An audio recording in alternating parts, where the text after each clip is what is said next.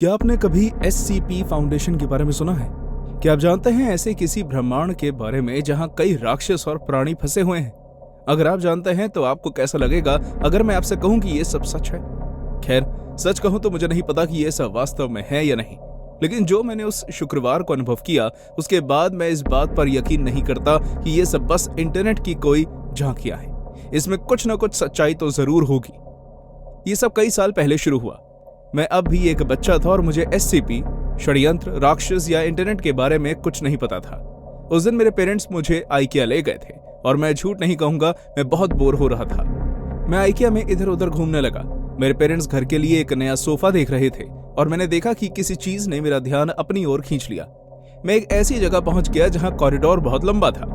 हर जगह अलग अलग तरह का फर्नीचर रखा हुआ था, लेकिन वहां कोई नहीं था। मैं चलता रहा और तब तक चलता रहा जब तक पीछे का दरवाजा दिखना बंद नहीं हो गया। आखिर ये कॉरिडोर कितना लंबा है, मैं ये जानना चाहता था, इसलिए मैं चलता रहा। एस, आखिर तुम यहाँ क्या कर रहे हो? मैंने तुम्हें क्या कहा था? जब मॉम और डैड शॉपिंग कर रहे होंगे तो तुम इधर उधर नहीं जाओगे। मुझे माफ कर दो मॉम। क्या तुम जानते हो कि अगर तुम खो गए तो क्या होगा? तो तुम्हें कोई बुरा आदमी पकड़ कर ले जा सकता है, या फिर कोई राक्षस भी। क्या तुम किसी राक्षस के साथ रहना चाहोगे या फिर मॉम और डैड के साथ? नहीं मॉम, मुझे माफ करिए। मेरा मतलब है कि मैं जानता हूं कि राक्षस जैसी कोई चीज नहीं होती, लेकिन मैंने फिर भी अपना सर हिलाया। मेरी मॉम मेरे साथ साथ चलने लगी और हम दोनों मेरे डैड की तरफ जाने लगे। लेकिन मैं जानना चाहता था कि उस कॉरिडोर के अंत में क्या था। मैंने अपनी गति धीरे कर दी और अपनी मॉम को आगे जाने दिया। जब मेरी मॉम मुझसे काफी आगे निकल गई तो मैंने उस मौके का फायदा उठाया और पीछे मुड़ गया। जैसे ही मुझे पता चला कि मेरी मॉम अब मुझसे कई ज्यादा आगे निकल चुकी है तो मैं तेजी से पीछे की ओर भागने लगा। मैं वापस उसी जगह पहुंच गया था। कुछ देर और चलने के बाद मैं थक गया और रुक गया। मुझे लगा था कि मेरी मॉम मेरे पीछे ही होंगी। गुस्से में अपने हाथ अपनी कमर पर रखकर मुझे बहुत डांटेंगी, जैसे कि वो हमेशा करती है। लेकिन ऐसा कुछ नहीं था। मेरे पीछे कोई नहीं था। मैंने पीछे मुड़कर देखा और अब मुझे IKEA का दरवाजा तक नहीं दिख रहा था। ना ही मुझे मेरे पेरेंट्स दिख रहे थे, ना कोई और कस्टमर, ना कोई सेल्स पर्सन, कोई भी नहीं।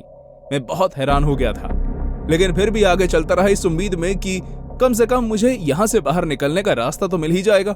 मैं चलता रहा और कभी कभी तो बीच में भागा भी। कितनी देर हो चुकी होगी? ये जगह इतनी बड़ी कैसे हो सकती है? मेरी सांसें बढ़ती ही जा रही थी और अब मैं और भी ज्यादा घबराने लगा था। मैं IKEA जैसी जगह में अकेला हो गया था, जहां मुझे कोई नुकसान नहीं पहुंचा सकता था, जो अच्छे से रोशन और सुरक्षित थी। लेकिन उसी के साथ साथ कुछ तो गड़बड़ थी, जैसे कि मेरे अंदर की आवाज मुझे चिल्ला चिल्ला कर बता रही हो कि तुम खतरे में हो। जब मुझे लगा कि अब तो बस मैं रो ही दूंगा, एक चीज को देखकर मेरा मन शांत हुआ और मुझ में एक नई उम्मीद जगी। मैंने IKEA के एक कर्मचारी को देखा। वो अपनी पीठ मेरी तरफ करके खड़ा था। वो कुछ नहीं कर रहा था, वो बस वहीं खड़ा था और कुछ सामान देख रहा था। सर, मुझे लगता है कि मैं खो गया हूँ। ये आदमी, इसका तो चेहरा ही नहीं था। डर के मारे मैं पीछे की तरफ चलने लगा। वो बहुत ही धीमी गति के साथ मेरा पीछा करता रहा, लेकिन रुका नहीं। मैं जितना हो सका उतना भागा। एक बार तो मुझे ये भी लगा कि मैंने उसे पीछे छोड़ दिया है, लेकिन मैं अब भी उसे देख सकता था, खुद से दूर, आराम आराम से चलता हुआ, जिसे देखकर मैं डर रहा था। वक्त बीता और अब मैंने देखा कि वो मेरे काफी करीब आ गया है। क्या वो अब तेज चल रहा था? नहीं, मैं थक रहा था, हांफता हुआ, डरा हुआ मैं जमीन पर गिर गया। वो अजीब दिखने वाला प्राणी मेरे सामने आकर खड़ा हो गया। मैं हार मान चुका था और वो बस वहां खड़ा रहा। वो वहां खड़े होकर मुझे देखता रहा, बिना कुछ कहे।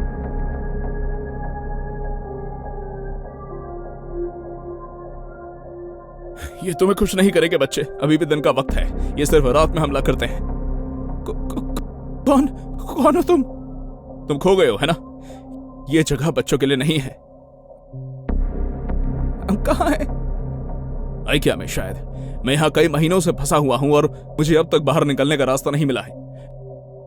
लेकिन मुझे लगता है कि मैं काफी करीब हूँ। वो रास्ता यहीं कहीं होगा। हमारे जैसे यहाँ और भी कई लोग हैं। चलो मेरे साथ। लेकिन मुझे यहाँ नहीं रहना, मुझे यहाँ नहीं रहना। मैं अपने मॉम डैड के साथ रहना चाहता हूँ। तुम्हारे मॉम डैड यहाँ नहीं है बच्चे। आओ मेरे साथ, नहीं तो तुम मारे जाओगे।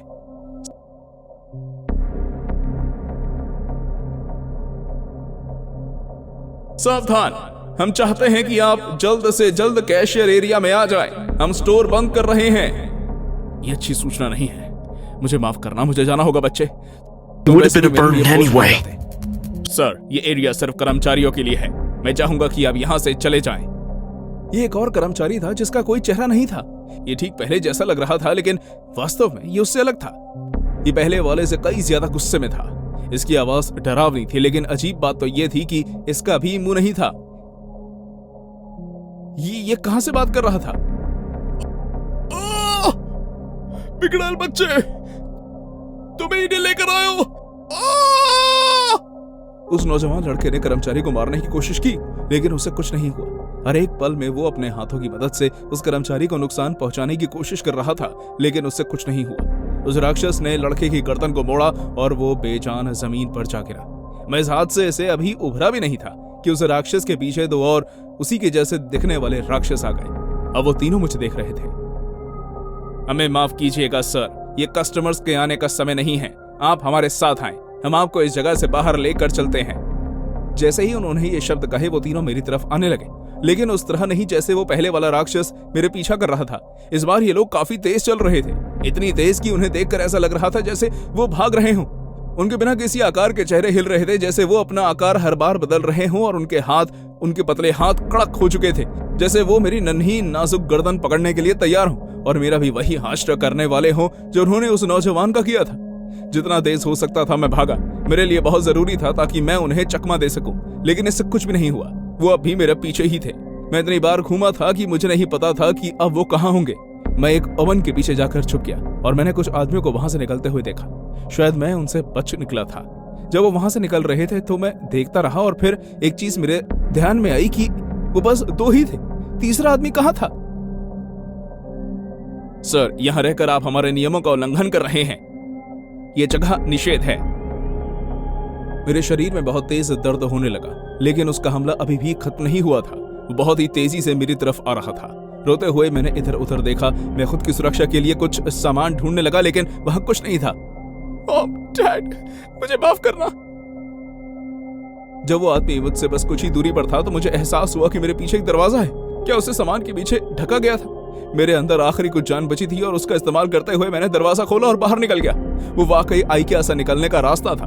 अचानक मैंने खुद को आइकिया के बाहर पाया। लोग इधर उधर खड़े थे और पुलिस वाले भी खड़े हुए थे। हे, वो मुझे मिल गया, वो यहाँ है।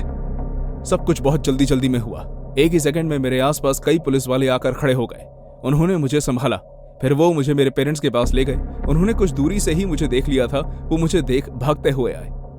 आंसू बहाते हुए वो मुझे डांटने लगे। उन्होंने मुझसे कई बातें कही, लेकिन मुझे कुछ भी याद नहीं। उसके बाद मैं बस सो गया। बस मुझे इतना याद है कि मेरा हाथ टूट गया था और मैं हॉस्पिटल में था। मैं इस बारे में बिना बात किए और इस पर कोई भी कार्रवाई किए बिना कई साल निकाल देता हूँ। जब मैं बड़ा हुआ तो मुझे उस चीज के बारे में जानने की जिज्ञासा पैदा हुई, और जो मैंने पाया उसे जानकर मैं बहुत हैरान रह गया। इस हादसे का मैं अकेला शिकार नहीं था। जाहिर है एक काल्पनिक नींव थी जिसने इन विसंगतियों की जांच की। आइकिया को SCP-3008 कहा गया। मैं समझ नहीं पाया कि मुझे एक ऐसी चीज के बारे में इतनी जानकारी कैसे मिली जो वास्तव में एक रहस्य होना चाहिए, लेकिन उसके नीचे लिखे कमेंट्स पढ़कर मुझे सब समझ में आ गया। उन्हें कुछ भी छुपाने की जरूरत नहीं थी, क्योंकि अगर ये बात मशहूर हो गई तो लोगों को लगेगा कि ये सच नहीं है, और इसलिए कभी भी किसी ने भी मेरी बात पर यकीन नहीं किया। सबको लगने लगा कि SCP-3008 के बारे में पढ़कर मैंने ये मन घड़त कहानी बनाई है। इस बात से मुझे बहुत फर्क पड़ता अगर मैं बच्चा होता, लेकिन सच कहूं तो अब मुझे कोई फर्क नहीं पड़ता। जब भी मैं उस दिन को याद करता हूं, मैं खुद पर यकीन नहीं करना चाहता और ना ही खुद से पूछना चाहता हूं कि आखिर उस दिन हुआ क्या। मैं जिंदगी में कभी भी आइकिया में कदम नहीं रखूंगा। मंगलवार की बोर दोपहर का दिन था। मैं आइकिया के बड़े से स्टोर में खड़ा होकर उबासी ले रहा था जब एक नौजवान लड़का स्टोर के अंदर आया। उसने पर्पल हुडी और काले रंग के जॉगर्स पहने हुए थे। उसने अपने बालों में साइड मांग निकाली हुई थी, जिस वजह से उसका तीखा चेहरा अब और भी डरावना लग रहा था। शायद उसने अपने बालों में कुछ ज्यादा ही जेल लगा लिया था, जिसकी वजह से उसके बाल रेशम की तरह चमक रहे थे। मैं आइकिया में पिछले 3 महीने से काम कर रहा हूँ, लेकिन इस लड़के को मैंने पहले यहाँ कभी नहीं देखा। वो स्टोर के ठीक बीचों बीच जाकर खड़ा हो गया और इधर उधर देखने लगा, जैसे वो कुछ ढूंढ रहा हो। मैं उसे पूछना चाहता था कि वो क्या ढूंढ रहा है, लेकिन हमें हमारे मैनेजर ने सख्त वार्निंग दी हुई थी कि हम किसी भी कस्टमर को जाकर परेशान ना करें जब तक वो खुद हमसे मदद मांगने के लिए ना कहे। इसलिए मैं आराम से उसके मेरे पास आने का इंतजार करता रहा। वो कुछ देर तक वहीं खड़ा रहा और फिर उसने मेरी तरफ देखा। जैसे ही हमारी आंखें मिली, वो बस मुझे घूरता ही रहा। बिना अपने काउंटर से हटे मैंने उससे सवाल किया, क्या आपको कोई मदद चाहिए? उसने एक कोने की तरफ इशारा किया और कहा, कल रात वहां एक लाल रंग की हाई बैक चेयर थी, वो अब कहाँ है? इसका मतलब है कि वो पहले भी आ चुका है। मैं अक्सर डे शिफ्ट में काम करता हूँ, इसलिए मैं बात जानकर हैरान नहीं हूँ कि मैं उसे क्यों नहीं पहचान पाया। मैंने अच्छे से जवाब दिया, आर्मचेयर और शेज लॉन्च कलेक्शन बिजनेस सेक्शन में शिफ्ट कर दी गई है, इसलिए आप सीधे जाइए और वहां से बाएं मुड़ जाइए, आपको मिल जाएगा। मैं उम्मीद कर रहा था कि वो वहां जाकर उस कुर्सी को ढूंढेगा, लेकिन ऐसा करने के बजाय वो बहुत गुस्सा हो गया और मुझसे बहुत अजीब सवाल करने लगा। लेकिन तुमने उन्हें यहाँ से क्यों हटाया? उन्हें अब मैं और भी ज्यादा हैरान था कि वो लड़का एक कुर्सी को किसी आदमी का स्वरूप बता रहा था। माफ कीजिएगा, हम इस जगह के नक्शे थोड़े बदल रहे हैं, इसलिए स्टोर के मैनेजर ने तय किया कि वो इस जगह को अपने तरीके से सजाएंगे। उन्हें ऐसा करना बिल्कुल भी नहीं पसंद, बेवकूफ लोगों। उसने मेरे जवाब का इंतजार नहीं किया और भागकर बिजनेस सेक्शन में चला गया और उस कुर्सी को ढूंढने लगा। मैं उसके इस अजीब बर्ताव से काफी चौंक गया। आखिर इस बच्चे को हुआ क्या है?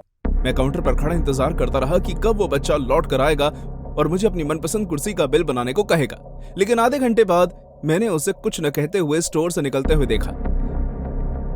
मैं एक दूसरे कस्टमर के साथ था, इसलिए मैं उस लड़के से यह भी नहीं पूछ पाया कि वो स्टोर में क्या करने आया था। मुझे जिज्ञासा होने लगी, आखिर उस आम सी कुर्सी में ऐसी क्या खास बात थी? जब मुझे खाना खाने के लिए बीच में थोड़ा वक्त मिला तो मैं उस जगह को देखने गया। वो कुर्सी कमरे में पड़े बाकी हर सामान की तरह एक कोने में पड़ी हुई थी। उसके आसपास ऐसा कुछ भी नहीं था, इसलिए मुझे ये पता चल सके कि जब वो बच्चा आज दोपहर में यहाँ आया था तो उसने उस कुर्सी के साथ क्या किया। जाहिर है कि स्टोर में सिक्योरिटी कैमरा था, इसलिए मैंने फुटेज देखने का फैसला किया।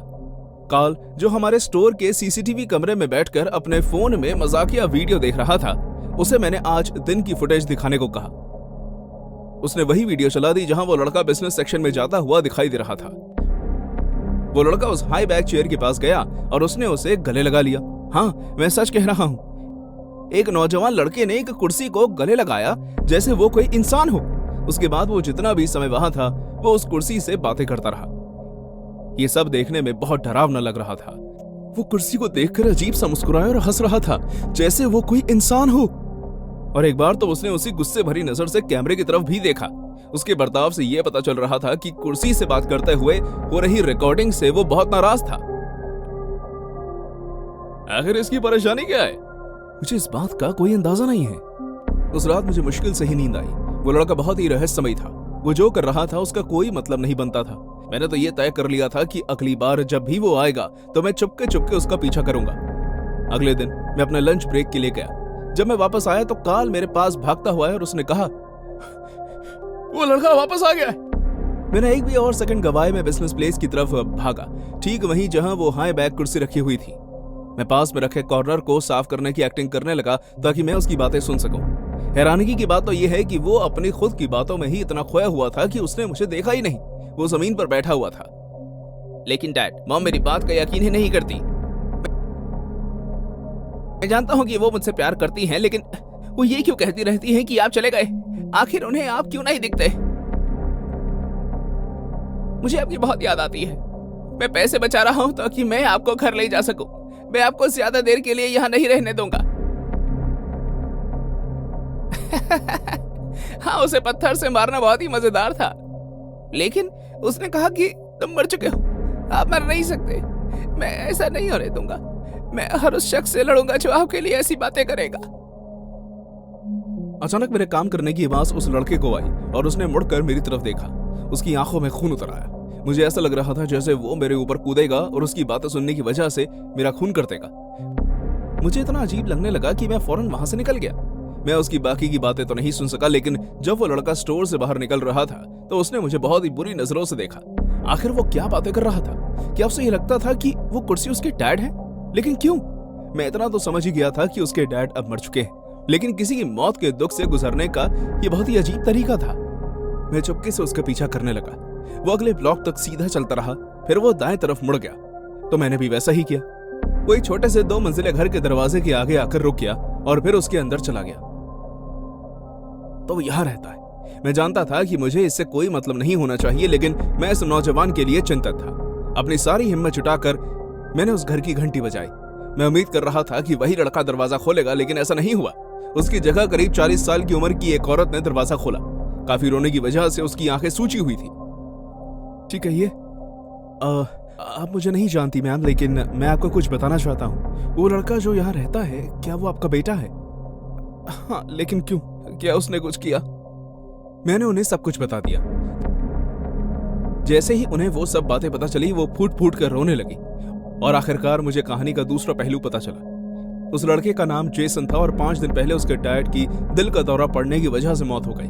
ये सब रात के खाने के बाद टीवी देख रहे थे और उसके डैड फायरप्लेस के पास रखी उनकी मनपसंद कुर्सी पर बैठकर सिगरेट पी रहे थे। उसके डैड की उसी कुर्सी पर मौत हो गई और तब से ही उसकी उस कुर्सी से बातें करने की अजीब आदत बन गई, जैसे कि उसके डैड अब भी वहां बैठे हों। उसे साइकेट्रिस्ट के पास भी ले जाया गया, जिसने परिवार वालों से कहा कि वो इस कुर्सी से पीछा छुड़ा लें, लेकिन जैसे ही उन्होंने ऐसा किया तो बात और भी ज्यादा बिगड़ गई। जेसन अब उस तरह की कुर्सी को ढूंढने लगा और वहां जाकर उनसे बातें करने लगा, जैसे उस पर उसके डैड ही बैठे हों। अब मुझे समझ में आया कि उसने उस कुर्सी को गले क्यों लगाया था और वो रोज स्टोर पर आकर उस कुर्सी के साथ इतना वक्त क्यों बिताता था। मैं उस बच्चे की मदद करने के लिए कुछ नहीं कर सकता था। उस दिन वो स्टोर पर 2 बार आया। मैंने उसे जाकर तंग नहीं किया और उसे उसका समय दे दिया, लेकिन कहानी का अंत अच्छा नहीं हुआ। मैं 1 हफ्ते के लिए छुट्टियों पर था। पीछे से जेसन जब एक दिन स्टोर पर आया तो उसके हाथ में गन थी। वो कुर्सी पर बैठा और उसने खुद को गोली मार ली। वो अपने डैड की अचानक हुई मौत का हादसा बर्दाश्त नहीं कर पाया। मैं आज भी उसी स्टोर में काम करता हूँ। इस हादसे के बाद मैनेजर ने उस कुर्सी को जला दिया।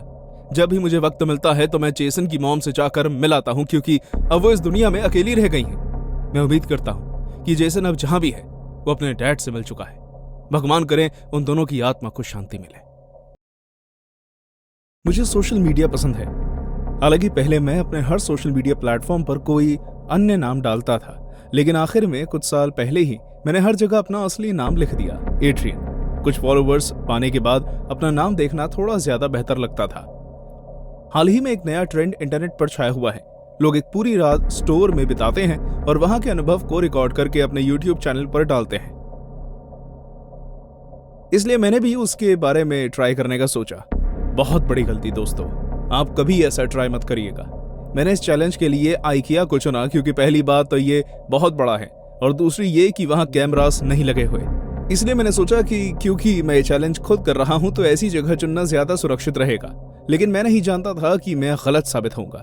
इसी चैलेंज की वजह से मैंने बहुत ही सावधानी से प्लान बनाना शुरू कर दिया कि कैसे मैं इतने बड़े स्टोर में एक पूरी रात बिताऊंगा। मैंने तय किया कि जब तक स्टोर बंद नहीं हो जाता मैं एक अलमारी में छुपा रहूंगा। मेरे विश्वास का एक कैमरामैन जेसन ने इसमें मेरे साथ देना चाहा। एड्रियन, ये वीडियो तो बहुत भयंकर वायरल हो जाएगी यार। मुझे पूरा यकीन है कि इससे तो हम बहुत मशहूर होंगे। मुझे भी ऐसा ही लगता है। लोगों को इस तरह के वीडियोस बहुत पसंद है, तो मैं उन लोगों में से हूं जो पब्लिक के लिए ऐसा कंटेंट लाए जिसे वो सालों तक ना भूल पाए। आओ इसे शुरू करते हैं। हम गाड़ी में से सामान रखते हुए बातें करने लगे। हमने सब ले लिया था, कैमरा और भी चीजें जैसे कि चिप्स, कुछ कंबल। जब हम IKEA पहुंचे तब तक अंधेरा हो चुका था। जैसे ही हमने IKEA के अंदर कदम रखा तो वहां की हवा से हमें अजीब महसूस होने लगा। मैं चाहता था कि जेसन मुख्य काम के लिए अच्छे से तैयार रहे, इसलिए मैं खुद ही अलग अलग जगह जाकर शूट करने लगा। अपनी उस जगह पर छुपने से पहले, जो की थी एक अलमारी। मैंने हर एक कदम पर चीजों का ध्यान दिया है, चाहे वो अलमारी में बैठना हो या जेसन के बैठने के बाद अलमारी को ठीक से बंद करना हो। हमने करीब 1 घंटे तक अलमारी में बैठकर बिताया। हम दोनों बीच बीच में मजाक भी कर रहे थे ताकि हमें वीडियो के लिए थोड़ा कंटेंट मिल सके, और हम ऐसा भी नाटक कर रहे थे जैसे हम पकड़े ही जाने वाले थे, लेकिन असल में तो हम कोई अन्य वीडियो चलाकर ऐसा दिखा रहे थे जैसे कोई कर्मचारी बस हमारी अलमारी खोलने ही वाला था। वक्त काफी जल्दी बीत गया, खासकर इसलिए क्योंकि हमारे पास करने को बहुत कुछ था। हमने अलमारी में बैठते बैठते ही कैमरा की सेटिंग बदल ली और फिर वहां से बाहर निकले। जब तक हमारा काम खत्म हुआ स्टोर की लाइट्स भी कम हो गई। जेसन और मैंने एक दूसरे को उत्साह के साथ देखा और करीब साथ ही अलमारी से बाहर निकले। वाओ गाइस, एक बार देखो इसे, हम IKEA में बिल्कुल अकेले हैं और ये बहुत ही ज्यादा डरावना है। हम स्टोर में घूमने लगे। सभी गलियारे खाली थे और सन्नाटा हमारा पीछा कर रहा था, लेकिन फिर भी जेसन और मैंने काफी बातें की ताकि हमें वो जगह इतनी भी बोरिंग या डरावनी ना लगे। जैसे जैसे हम चल रहे थे वैसे वैसे हमें एक भयानक एहसास हुआ, क्योंकि हमने अपनी आंखों के कोने से एक जगह हलचल होती हुई देखी। नहीं, ये क्या है? क्या हुआ जेसन? मैंने जेसन को चिल्लाते हुए सुना और जब मैंने पीछे मुड़कर देखा तो वो एक जगह इशारा करके IKEA के एक गलियारे के आगे खड़ा था। वो जगह बहुत ही अंधेरे से भरी और खाली लग रही थी, लेकिन बाकी गलियारों से कुछ अलग नहीं थी। लेकिन जेसन डर के मारे कांप रहा था। क्या हुआ जेसन? क्या है वहां? यार वहां कोई है। मैंने वहां किसी की आंखें देखी, वो रात में चमक रही थी। मैं भगवान की कसम खाकर कहता हूं एड्रियन, यहाँ कोई है। मेरा दिल उत्तेजना से भर गया और मैं खुश हो गया। जेसन इतना बढ़िया नाटक कर रहा था। उसने मुझे इसके बारे में नहीं बताया था, लेकिन मैं जरूर ही इस नाटक का हिस्सा बनूंगा। मैं वैसे ही बर्ताव करूंगा जैसा कि चाहिए। हम इस वीडियो को वायरल करके ही मानेंगे। जब मैंने उस अंधेरे गलियारे में चलना शुरू किया तो मैं पीछे मुड़कर जेसन को भी देखता हूं। उसका चेहरा फीका पड़ चुका था और वो मुझे ऐसे देख रहा था जैसे मैं कोई पागल हूं। नहीं, सच में यार वहां कोई है। मैं हंसने लगा। मैं अभी भी उसे सीरियसली नहीं ले रहा था और मैं गलियारे की तरफ वापस मुड़ा। वहां अंधेरे में 2 आंखें मुझे घूर रही थी। आखिर ये? मैंने पूछा। मैं इतनी जोर से चिल्लाया कि मेरी आवाज पूरे स्टोर में गूंज उठी। इससे पहले कि मैं कुछ समझ पाता, अंधेरे से एक आदमी भागते हुए निकला और मेरे आगे से गुजर कर निकल गया। मैं जानता था कि वो कोई आदमी है, लेकिन मैं उसकी शक्ल ठीक से देख नहीं पाया था। उसने फटे पुराने कपड़े पहने हुए थे और उसके सर पर लंबे गंदे घुंघराले बाल थे। वो कुछ बोलकर चिल्लाते हुए भागा और उसने जेसन पर हमला कर दिया। उसके धक्का देने की वजह से जेसन जमीन पर गिर गया। मैं भी चिल्लाते हुए उनके पास गया और जेसन को बचाने में मदद करने लगा। मुझे आता देख वो आदमी फिर अंधेरे की तरफ भाग गया। अरे यार, क्या तुम ठीक हो? हमें यहां से निकलना चाहिए यार। हम दोनों मुड़े और वहां से बाहर निकलने वाले रास्ते की तरफ भागने लगे। हमारे दिमाग में बस एक ही बात चल रही थी कि हमें किसी न किसी तरफ से इस स्टोर से जल्द बाहर निकलना होगा। जब हम भाग रहे थे तो मैं बहुत ही आराम से जेसन से आगे निकल गया। मेरे साथ भागने के लिए उसे काफी मेहनत करनी पड़ रही थी और वो काफी हाँफ रहा था। उसके साथ जो हुआ उससे वो बहुत डर चुका था। मेरे ठीक सामने बाहर निकलने का रास्ता था। मुझे वो देखकर बहुत सुकून मिला। हमने कर दिखाया। वो ये कंटेंट बहुत ही लाजवाब होने वाला है। अचानक मैंने पीछे से किसी के कर्राहने की आवाज सुनी। वो जेसन था। मैं पीछे मुड़ा और मैंने उस बूढ़े आदमी की आंखें देखी। उसने अपने लंबे हाथों से जेसन की गर्दन दबोची हुई थी। उसके दूसरे हाथ में चाकू था जो उसने जेसन के सीने के पास रखा हुआ था। बिना सोचे चाकू उसने जेसन के सीने में डाल दिया। जेसन दर्द से गुर्राने लगा। उसकी आंखें बाहर आ गई और वो धीरे धीरे ढेर हो गया।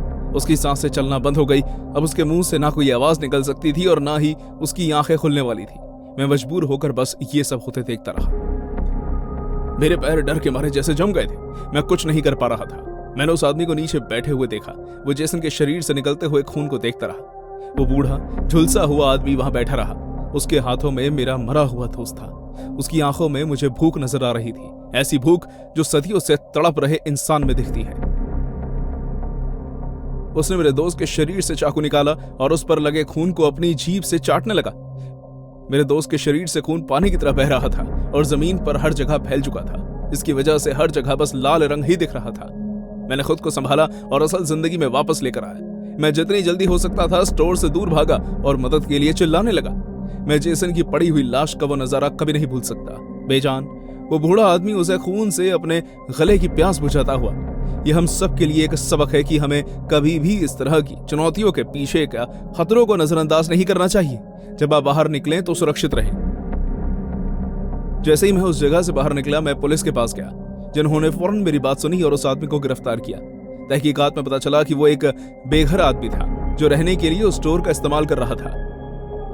यह मेरी जिंदगी का सबसे खौफनाक अनुभव था और मैं अब भी जब उस मंजर को याद करता हूं जहां जेसन का बेजान शरीर पड़ा था तो मेरे रोंगटे खड़े हो जाते हैं। लेकिन फिर भी ना चाहते हुए भी मैं उसे एक सकारात्मक सोच की तरह देखूं तो उस वीडियो पर लाखों व्यूज आए और यहां तक कि इसकी खबरें भी बनी।